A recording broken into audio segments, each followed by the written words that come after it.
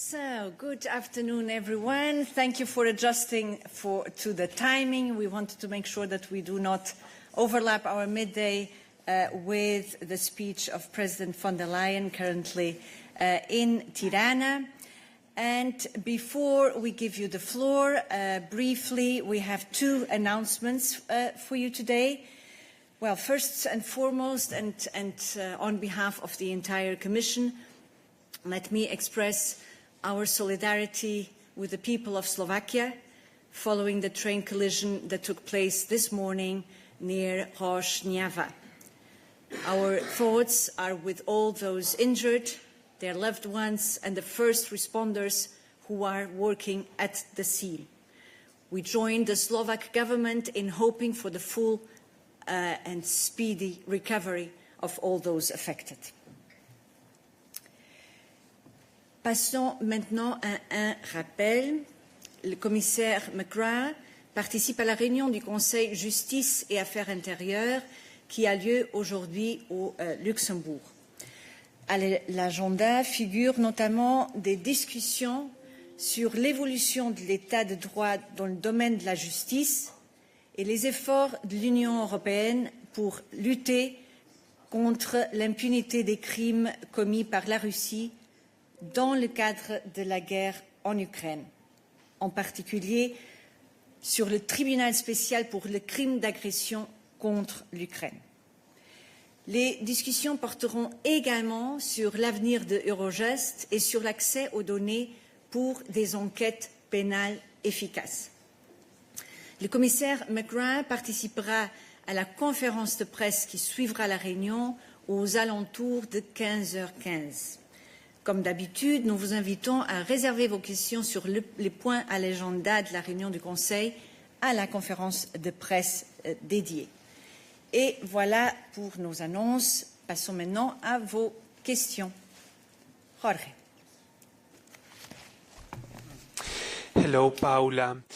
Given the latest developments in the Middle East that the President has welcomed, does the Commission intend to withdraw the proposals it made to partially suspend the association agreement with Israel and sanction two extremist ministers of the Benjamin Netanyahu government?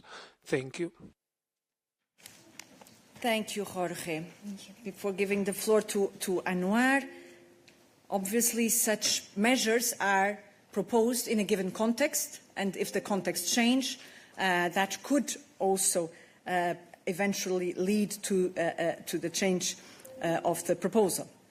But we are not there yet. Anwar, anything you want to add to this? Yes, thank you, Jorge, for the question. Maybe let's start by welcoming the agreement on the peace deal and the ceasefire, and also welcoming, commending the role played by the United States, but also with the role of Qatar, Egypt, and Turkey. We obviously stand to contribute to the success of this plan, as we have different instruments to activate in order to help supporting the deal.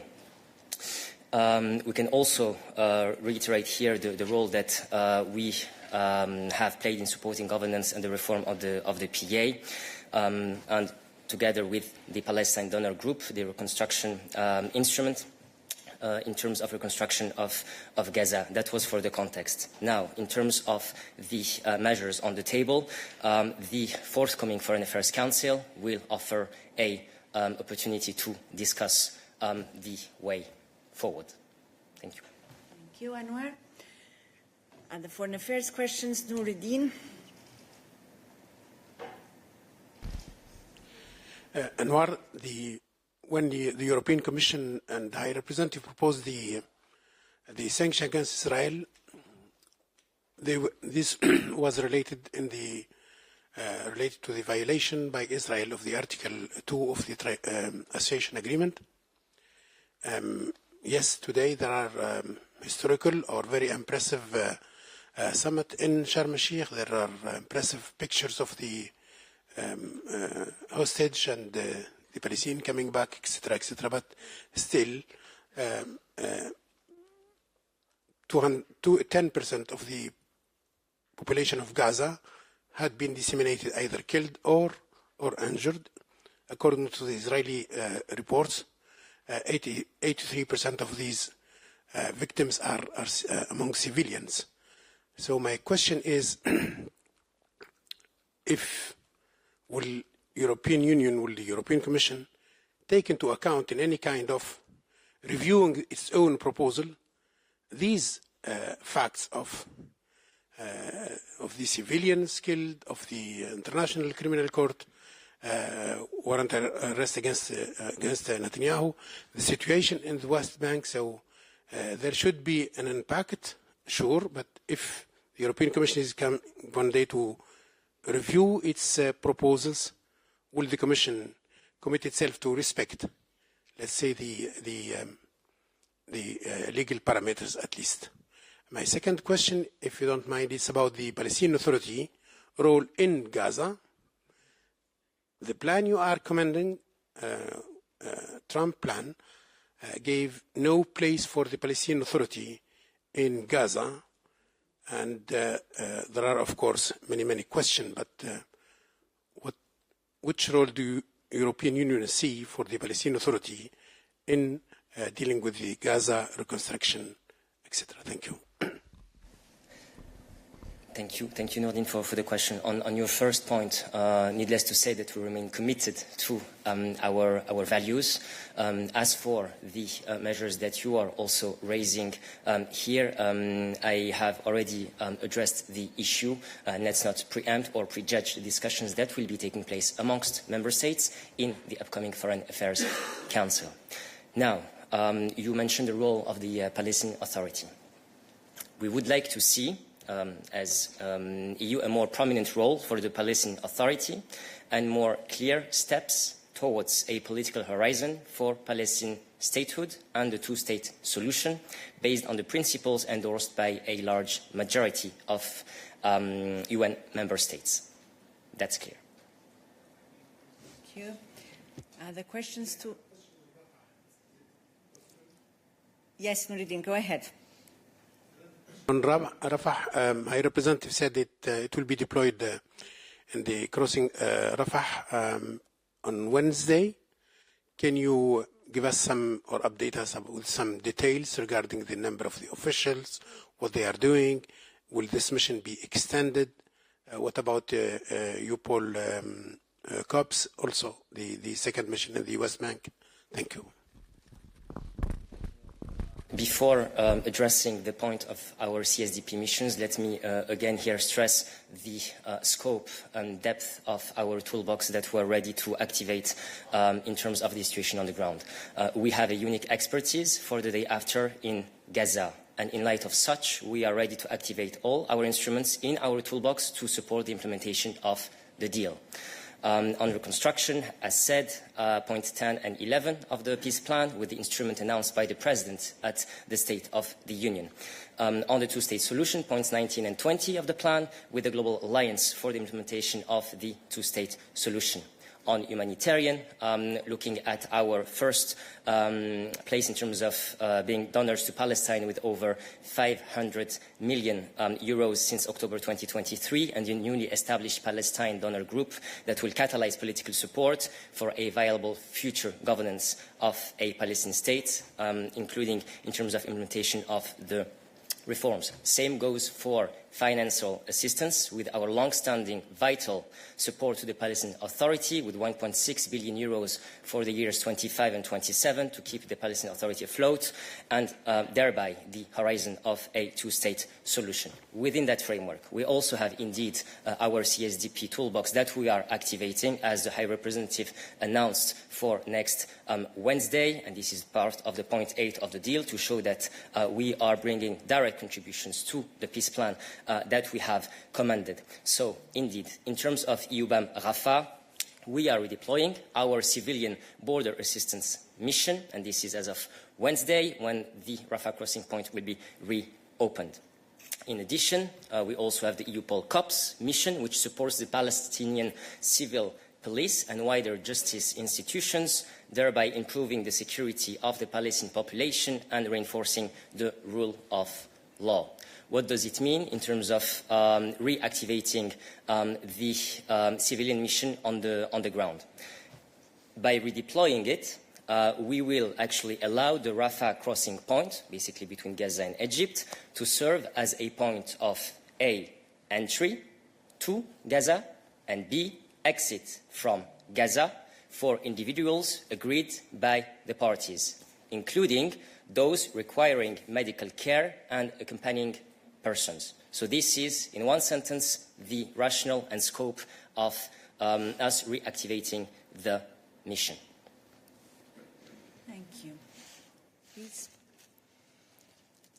Thank you, Paola Gerardo from Politico. As a follow-up on Jorge's question, because you said that the proposal is linked to a certain context, and if the background changes, this could lead to a change to the proposals. But we are not there yet, you just said. So what are the steps to get there? So what do you expect from, in terms of next steps, so that the Commission could consider to change the proposal? Gerardo, I think, as Anwar also already explained, so there is a proposal. This proposal from the Commission was put forward in a given context and as a means to precisely bring forward and achieve a ceasefire. This, we are very, very, very pleased, as everybody across the world is, to see that we are now, we do now have a ceasefire. And we want to really see also this peace plan implemented in both its stages, the first stage, as it's been now the case with the release of the hostages, and we also want to see the next stage of the plan implemented by both parties. And on this basis, we'll see if there's a need to reassess or not the proposals that we have put forward. And the first occasion will be the discussion at the upcoming Foreign Affairs Council, as Anwar also indicated. Stefan. Yes, thank you. Maybe a more general question. Which role do you see for the EU in the future when it comes to reconstruction? How much money might be available? Is this already something prepared? Because I guess the need will be quite big, and that's probably a role that the EU could play. Thank you. And we've been preparing and hoping that this day where we look at the reconstruction comes sooner rather than later. But Anwar, please give us the elements, the more detailed elements on the role that we are playing and will be playing now as of today. Yes, thank you very much. We have been preparing for this day, and today is the day, and we are ready to actually act. I will here recall what I've just said a few minutes ago, because this is actually the direction of travel that we will be following in terms of our EU role. So we have as I said, unique expertise for the day after in terms of also post-conflict. We have a multifaceted contribution to address the multifaceted needs in Gaza. Let's start with reconstruction, because you put that on the table. Points 10 and 11 in the peace plan. We are ready with the reconstruction instruments that the President has announced herself in the State of the Union. That's one. Two, in terms of humanitarian, because humanitarian needs will also stay quite acute.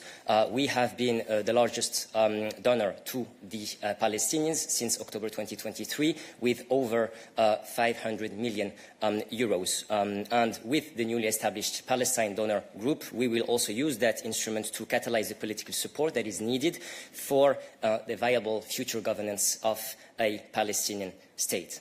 Then, on financial assistance, we are also there with our long-standing vital support that is keeping the Palestinian Authority afloat, with 1.6 billion euros for 25-27. So this is in the future, which means that we are ready to act and to support the Palestinian Authority, also including the horizon in terms of the two-state solution that we are also, and that's another point, politically speaking, supporting point 19 and 20 of the peace plan with our efforts on the Global Alliance for the implementation of the two-state solution that the High Representative has also been co-chairing with the Saudis in New York. So that's, in a nutshell, the scope and the depth of the EU's role for the day after in Gaza.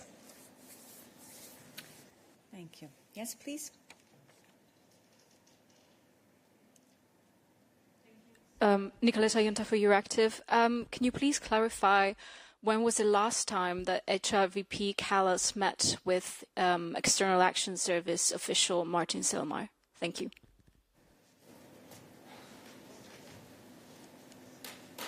I don't see the extent to which this is relevant to the discussion on Gaza, but it's a different topic. It's a different topic. I see. Let us just conclude on any related questions to Gaza and Israel. Stefan, you have a follow-up? Yeah, just to understand, you mentioned the figure 1.6 to 1.7 for the Palestinian authorities. So how much of this, or how much money is available for Gaza specifically? Thank you. We have the breakout. Well, on this we need to unpack, and Guillaume is ready to unpack, but it's 1.6 billion euros for the years 25-27. Good. Wait. S'il te plaît.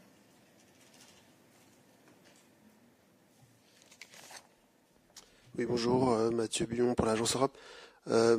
Sur l'humanitaire, est-ce que tu peux faire un point sur ce qui rentre véritablement à Gaza? Les Israéliens parlent de 250 camions par jour. Donc est-ce que c'est un chiffre que vous pouvez confirmer de votre côté? Est-ce que c'est suffisant selon vous? Merci pour la question. En termes de chiffres, s'agissant des camions qui rentrent à Gaza, je n'ai pas l'existence sous les yeux, mais bien évidemment que ça fait partie de l'évaluation qui est menée au niveau de nos services à nous, notamment dans le cadre de l'entente et de l'accord que nous avons eu avec les Israéliens. Donc ça fait partie de quelque chose que nous évaluons semaine par semaine, et notamment partageons avec les États membres. Mais nous reviendrons vers vous avec le dernier état des lieux pour ceux qui sont intéressés. Yes, Jorge. Yes, does the European Union intend to request a seat in the boat of peace that it's foreseen under the Trump plan? Are you in touch with the White House to secure a seat in this boat? Thank you. Thank you, Jorge. I think that the High Representative has been quite clear, and in light of the track record that I have been here outlining in terms of how ready we are to play a positive, constructive and concrete role for the day after in Gaza, indeed, we believe that Europe has an important role to play and that we should be part of that. Thank you. Yes.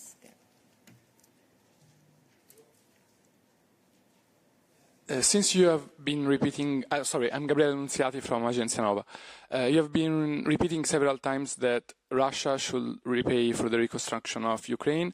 Do you believe Israel should repay for the reconstruction of Gaza, since they have destroyed almost all the strip and the civilian infrastructures? Thank you.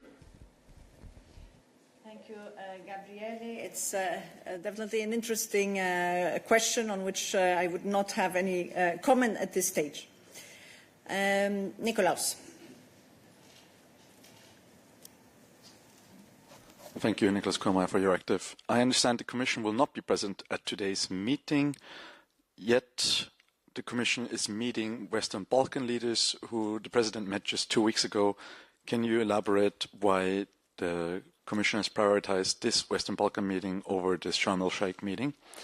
And secondly, are there any concrete plans to propose additional funding for aid to and rebuilding of Gaza? Thank you. On your first question, Nikolaus, so the EU is being represented by the President of the European Council, Mr. Antonio Costa, and the President of the European Commission, President von der Leyen, could actually not participate given her prior and long-standing commitment to do this visit to the various countries of the Western Balkans. In addition, it is essentially a ceremonial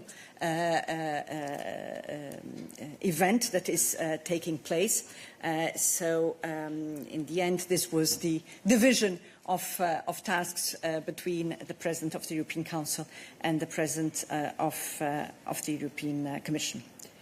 On the second question, Anwar. Yes, on the second question, let's look at the sequencing that we have. We are now welcoming the agreement on the first phase of the comprehensive plan to end the Gaza war, as put forward by President Trump. And today is also a moment to actually rejoice when we look at the release of all the hostages. So this is the first phase we are actually in. Now, in terms of looking ahead, the next steps, we have already said that we stand ready to contribute. Right? Hence, the announcement by the High Representative in the sense of reactivating our EU-BAM Rafah mission on Wednesday when the Rafah crossing point will be open. And these are concrete, clear, tangible contributions in terms of Gaza stabilization and then also reconstruction. But we need to take it step by step, but for every step of the way, we have something to offer. Thank you. Let me see, Noureddin, since you already had a possibility to ask a question, I see still many online. Mose, but I'll try to get back to you. Mose. Yes, thank you very much, Paula. I would also like to follow up on all these questions, also have them in mind. And Anwar just mentioned the UBAM mission at Rafah, which will be deployed, as you said, already this Wednesday. But I wonder which role it can play if Israeli troops are still there, have not been withdrawn from this so-called Philadelphia corridor between Gaza and Egypt. And the other question where, as you said, the EU can contribute is this police mission, UPOL Corps, that takes place, I suppose, currently in the West Bank. So how do you think we can expect that it will also be deployed inside Gaza?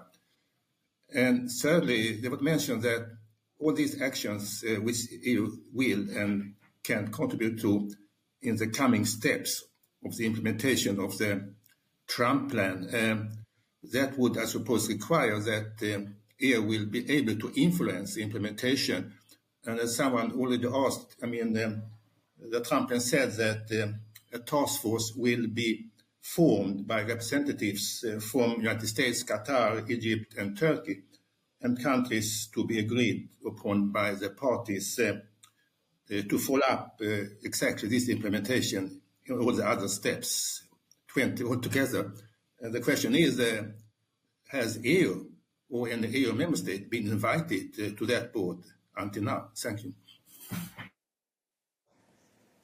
Much, Mose. I will answer all your questions in one sentence, in the sense that our reactivation of our civilian border assistance mission, EU-BAM Rafah, proves the extent to which the EU is contributing in a very concrete term to the peace plan. And that's, again, let's go back to the plan itself. It's point number 8. What will the mission do in very concrete and simple terms? This mission will allow the parties to reopen the Rafah crossing point. So if you look at the map, that's between Gaza and Egypt, for the transit in and out of Gaza of individuals that will be agreed by the parties, including for those who require medical care and accompanying persons. So this is, in simple terms, the concrete and positive contribution of the EU on the ground in the sense of the day after in Gaza and in terms of stabilization to support the implementation of the ceasefire and of the peace plan. Thank you, Anwar. Can all those online, if it does not concern foreign affairs, please put your hands down. So we still have foreign affairs question. Maria Psara. Hello, Paula. Thanks for the floor. I think this question is for you. It's a follow-up. Can you confirm that the president has received an invitation by the Egyptian president and the American president to be in the summit? Because it's not only the ceremony, it's the summit in Sharm el-Sheikh, which I think it's important. So in your answer, if you want, include the priorities of the Commission. It seems that it is more important to travel in the Western Balkans than to go to the Middle East to follow all these historical moments that will happen today? Thank you. Thank you, Maria. I would definitely not see any reading in terms of prioritization, because, as I said before, the EU is represented and is represented by President of the European Council. So we're there. We have a voice there with President Antonio Costa.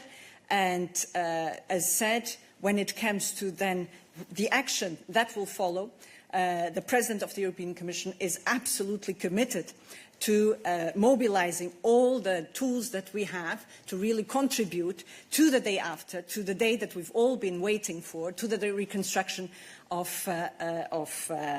Gaza, and therefore really no issue of prioritization. We're well represented, and the President of the European Commission is totally committed to the next steps that will now follow in terms of bringing again alive to the Palestinians in dignity. And I think we take still Nureddin on foreign affairs, and then we see if there are other topics. To double check, it's only the movement on Rafah is concerned only the those who are injured and their relatives who should be get the okay from the Israeli and the Egyptian authorities. Is that correct?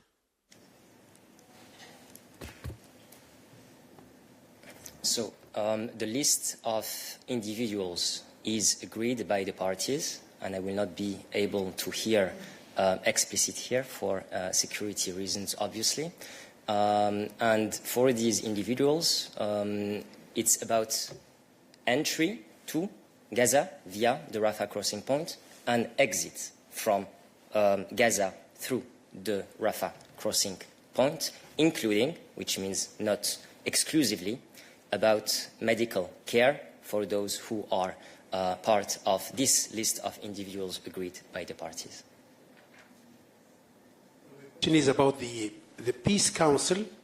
The European Union is not part of this Peace Council of Gaza. At least as I understood, the European Union was not invited to be in. My question is the European Union looking to be part of this council or take part of its mission? Second, how can I understand the reluctance of the European Union to be part of it? And my last question is about Tony Blair. The gentleman is very famous and has a very famous role in the Iraq invasion, and he had been investigated in this by the House of Commons for many, many reasons. How do you see his mission in light mainly of his completely non-achievement at anything when he led the quartet group, the famous group, quartet group on the Middle East? Did you have any role in his position in choosing Mr. Tony Blair? How can I understand the reluctance of the European Union to be part of the Peace Council of Gaza? Thank you.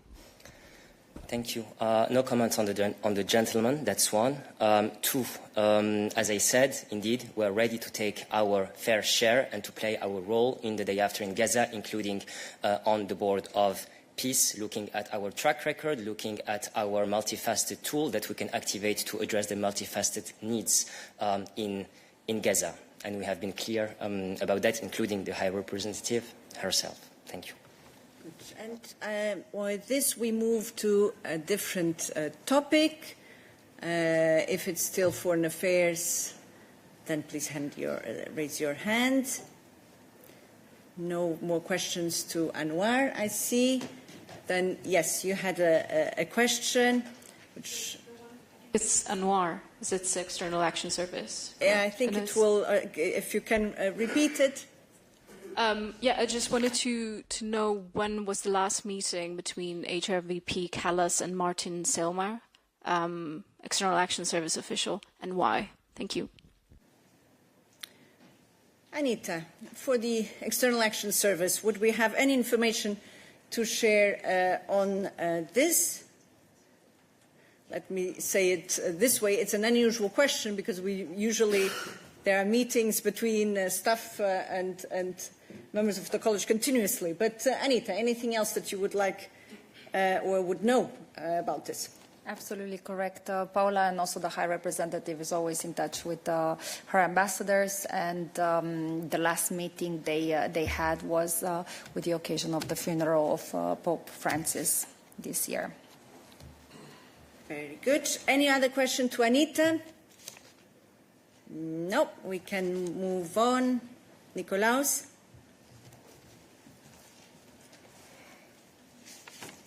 Thank you. It's on IMO, so that would be Anna Kaiser, I believe.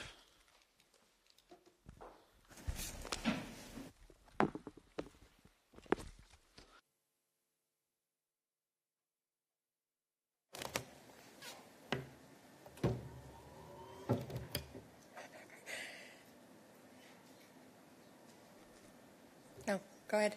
Go ahead. Thank you. Sorry about that. Given what the US has been saying over the weekend regarding the threats of sanctions and other measures against countries that vote in favor of the net zero shipping deal at the IMO tomorrow, or rather this week, does the Commission still believe that it has a majority for the deal that was agreed before the summer? Secondly, does the Commission share the assessment made by the US that the deal found on net zero shipping favors China and its biodiesel production facilities? And third, but I believe this is for Olaf, is what is the normal response of the EU when its officials are sanctioned by supposed allies, or at least threatened to be sanctioned when it comes to voting in multilateral bodies? So the IMO talks are starting in London today, and we issued a statement this weekend which states our position, which answers also your second question on any comments made by other parties, which also is a normal thing when parties are getting ready for negotiations, that they come with statements, and this is a normal part of these processes. We support these measures with view to decarbonize the shipping sector and ensure a global level playing field. And we view the net zero framework as a significant milestone, and we do call for its adoption at IMO this week. And then after the hopefully adoption of the framework, we will then review relevant regulations in place.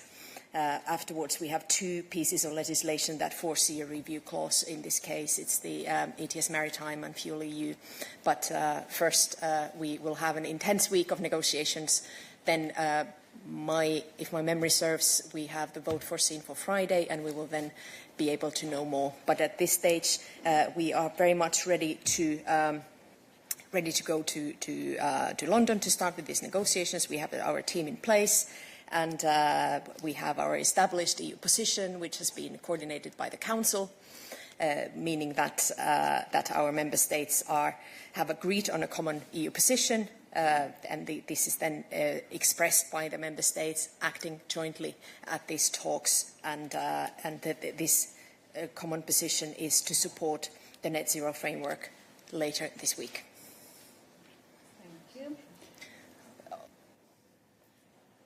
I would also not comment on the sanctions talk at this stage. We're really the talks are starting, and we take it. We add that to the pile of bridges that we will cross when we get there.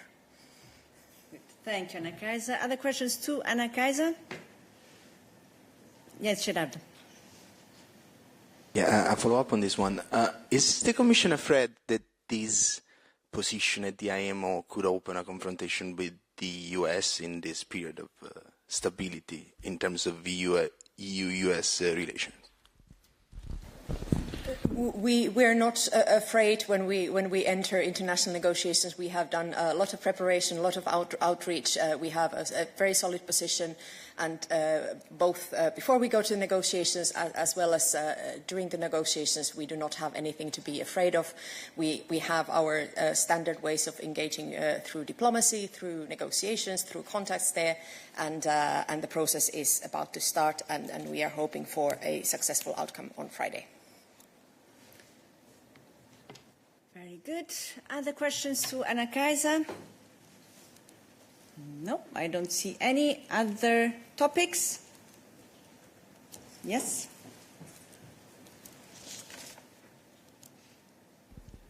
Hi, Jakob Weissman for Politico. I have a question on environment, particularly chemicals. If Mathieu is here on the question. Let's see if we can address it.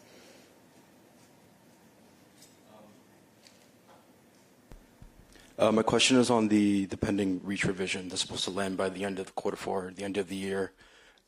Personally, I could not understand exactly. Can you repeat? My question is on the EU's flagship chemicals law, the REACH revision that was supposed to land by the end of the year. The Commission set this target by the end of Q4, but it's been over 2 weeks since the Regulatory Scrutiny Board issued a negative opinion on the impact assessment from DG GROW and DG ENVI on the REACH revision. And I'm wondering, is the timeline still ongoing to land this by the end of Q4? Can you update us on what's to come in regards to the REACH revision? Thank you. Good. Thank you. I'm looking at colleagues. Thomas still with a quadruple head. What do we know about the timing, Thomas? Not a lot, indeed. Work is still ongoing on our side, and I have nothing to share in terms of timeline for now. When there's a negative opinion by the Regulatory Scrutiny Board, means we have to go through the process of the whole impact assessment again, and sometimes this takes quite some time, indeed. And, any other question now, since we have Thomas with us on the podium? There we go.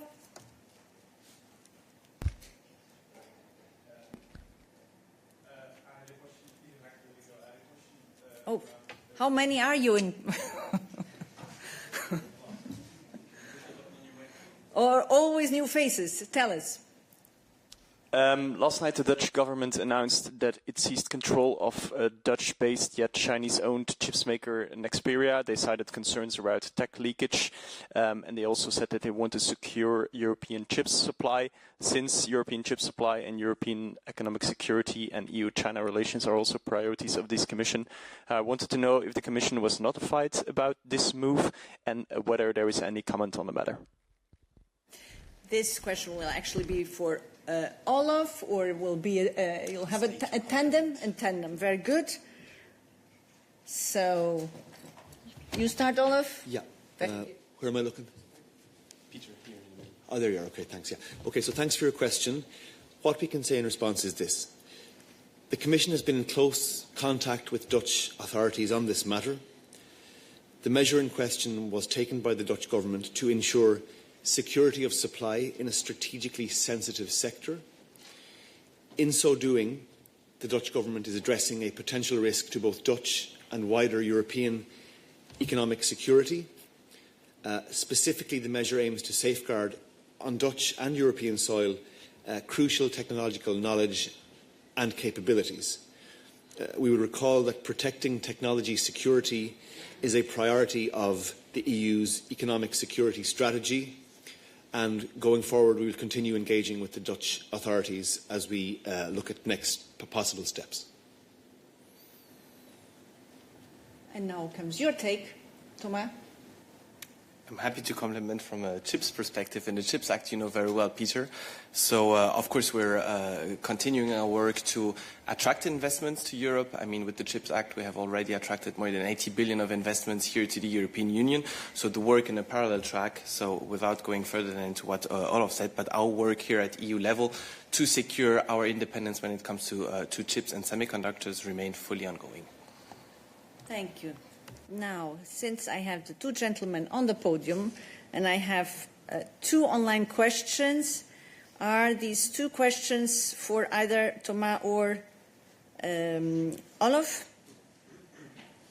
Seems to be the case. Finbar. Thank you, Paula. Yes, Finbar Birmingham from South China Morning Post. Olaf, you said, I think, that you were in close contact. Can you just doubly confirm that this was done, that the Commission was consulted ahead of all of this happening? Because the timeline seems to go back to the end of September. So I'm just wondering if you could just clarify further whether this was something that was constantly and done in collaboration or consultation with the Commission as it evolved. Thank you. Thanks for your question, Finbar, but you're asking for a level of detail that we're not going to provide from this podium. I've said that we've been in close contact with the Dutch authorities on this matter before, during and now after, and that's all I'm going to say at this stage. Fair enough. Paula, Tama.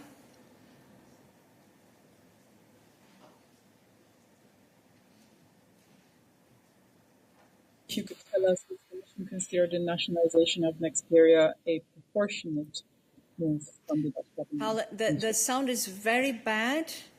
Can you see if you can address it? Otherwise, also for our interpreters, it's very difficult to understand.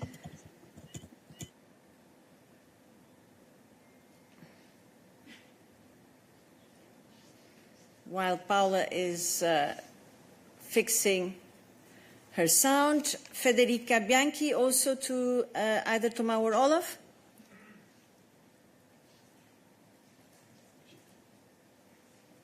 Federica?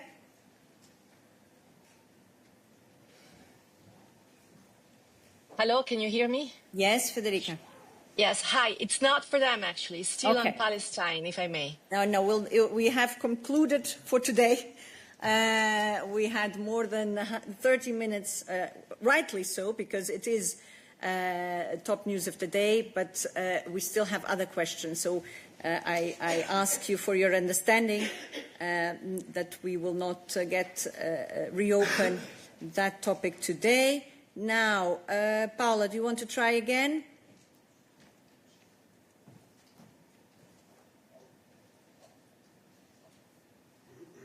Hi, sorry again. I think it's better now. Yeah, it is better now indeed.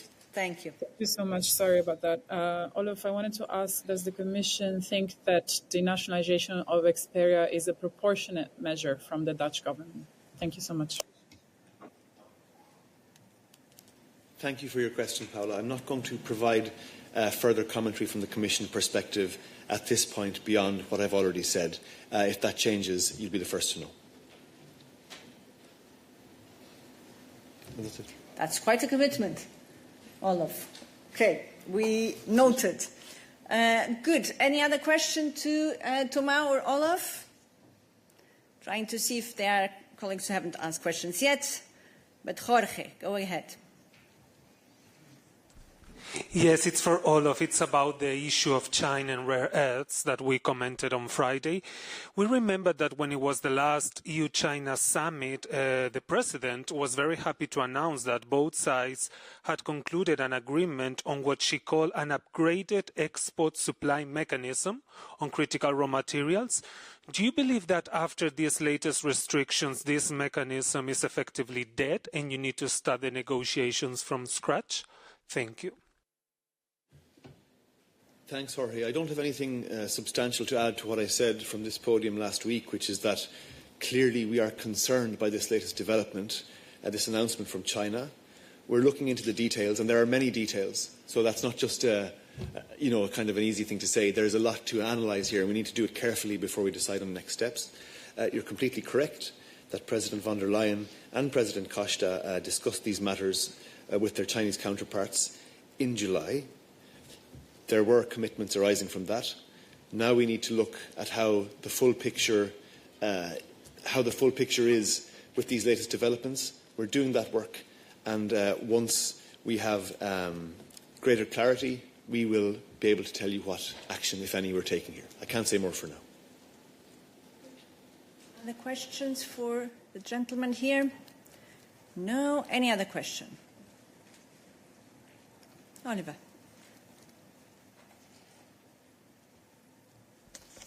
Hi, Oliver Kim with the Austrian newspaper Die Presse. Paolo, can you give us an update on the Varhe Hungarian spy saga? Has the President already had the occasion to raise that topic with him? And if so, in which framework and with which outcome? Thank you, Oliver. Indeed, there is an update compared to last week.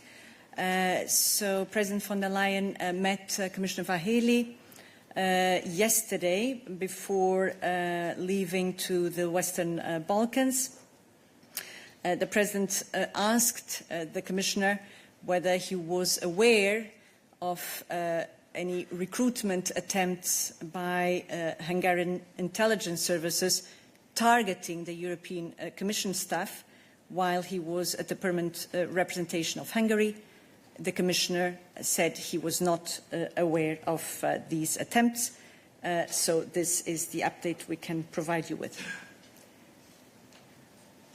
A follow-up. Oliver. Is the Commission satisfied with that answer, and is this where you're going to leave your inquiry into it?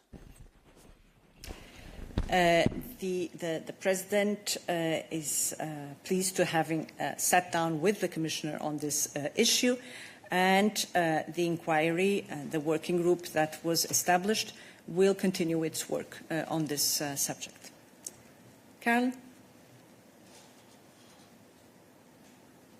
Yeah, Carl de Meyer for the French Daily Les Echos. Did some member states express their concerns about the topic? Did they reach out to the Commission President about it?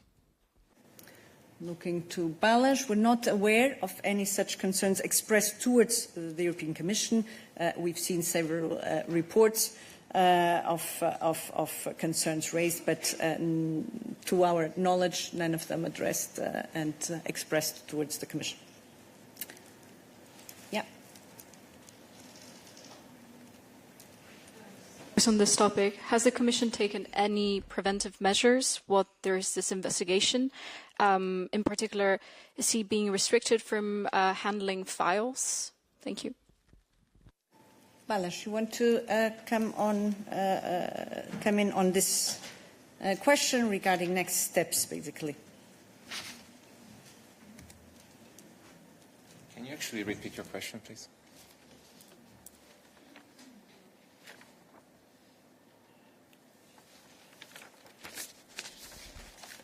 I'm looking for it again.